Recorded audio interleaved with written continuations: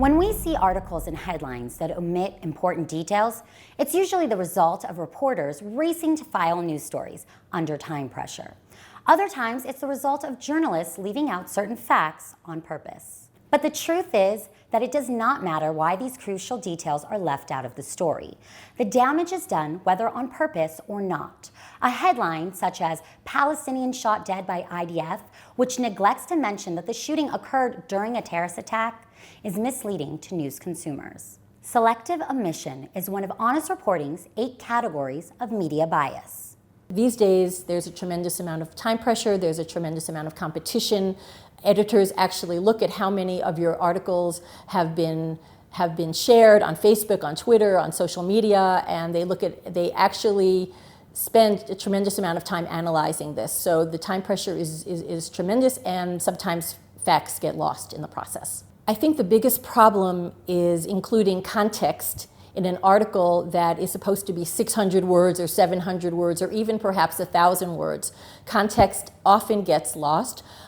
When I'm writing for my Jewish newspaper, the New York Jewish Week, I do not have to put as much context generally in as I would for an article for USA Today or Religion News Service, for example.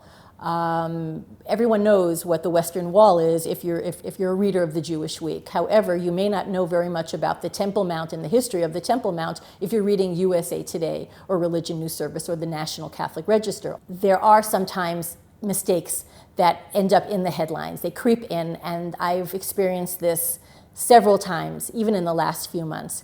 So I now pay much more attention to the headlines on my stories than I used to, and I make my opinion felt when I feel that that the headline does not reflect what I have written. I can say that once in my career, a few years ago, an editor wrote a very clickbaity kind of headline, and it was absolutely false. It was absolutely incorrect, and it did not reflect at all the article that I wrote. I think journalists are always trying to figure out their relationship with their sources and with the different sides in any particular debate or conflict that they're covering.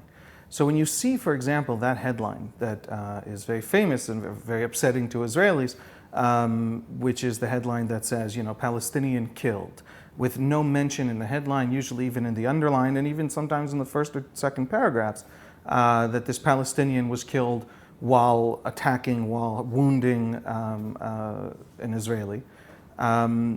You're usually sometimes you're seeing just very simple bias. A reporter decides, I have to take a side morally, and I'm going to take a side, and this is the side I've taken. And it's the simplest sort of bias. They think that there are moral imperatives larger than journalistic ethics.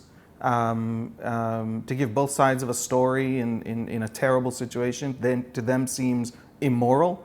But usually it's something a lot more complicated, in which a journalist says to themselves, how do I know this person was stabbing, right? Now, if this person was on a stabbing, run through the center of Tel Aviv, and there are 3 dead civilian Israelis, you're very, very unlikely to see that sort of leaving out the fact that the Palestinian is an attacker.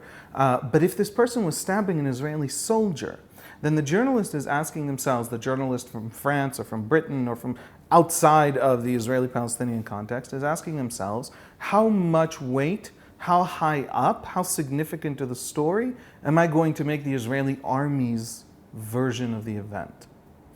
And that's a question that can never really be swept away. In other words, the Israeli army gets to respond. If you don't let the Israeli army respond, it's not journalism, it's pamphleteering, which is fine. It's a democracy. We should all live in democracies where we get to do pamphleteering. But certainly it's not journalism. It's not an attempt to say what happened. Now, how much weight you give that response is a significant question. The best way to ask how biased these people are. Now, I'm not arguing that this is a good thing. What I'm arguing is that if you want to change the behavior of a journalist, you need to get really very clear insight into what exactly is going through that journalist's head. If that journalist is saying, imagine being yourself a journalist in Beijing, and there's some uprising against this government in Beijing. You are already primed by being a Westerner, by living in a democracy, by expecting free speech in a way that in China doesn't exist. You're already primed to put in the headline one side of the story, and in paragraph 6 as the response, the Chinese Foreign Ministry side of the story. You're primed for it emotionally, and it's not exactly biased. It's something a little more complex than these are your friends and these are your enemies. There's a principle involved that you feel you're committed to as part of your journalism. So where you put the Israeli army's version of events often plays off of how you're primed to understand what your role is as a journalist. And so sometimes a stabbing attack is depicted in a very, very sort of one-sided way because they're pro-Palestinian and anti-Israel, and just a very clean-cut, version of those words. And sometimes, usually, the vast majority of the time, I think, you're talking about a whole set of assumptions that you have to start tackling as a whole set of assumptions.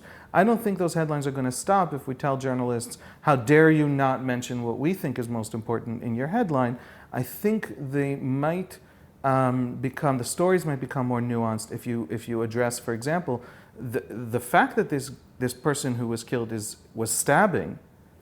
That's not the Israeli version of the story.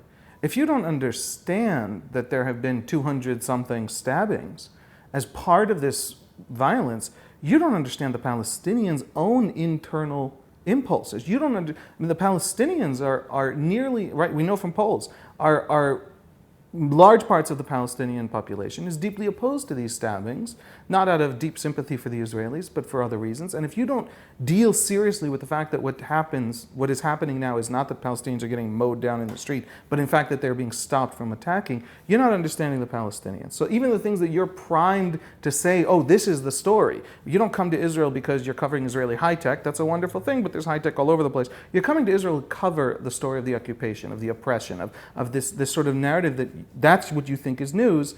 You're not going to understand that narrative without telling the fuller story.